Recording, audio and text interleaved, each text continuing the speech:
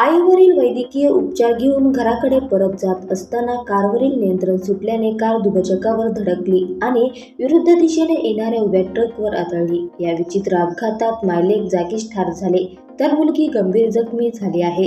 हा अपघात गुरुवारी दुपारी 1:30 वाजता 8वा मैल चौकात झाला।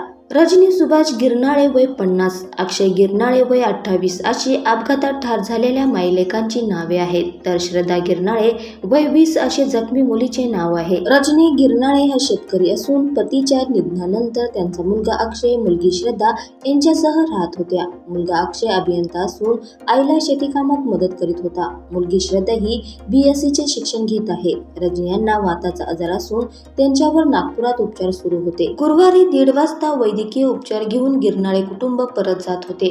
अक्षय हा कार चालवित होता।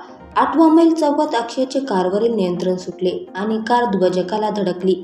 कार हवेत उडून दुसऱ्या मार्गावर गेली।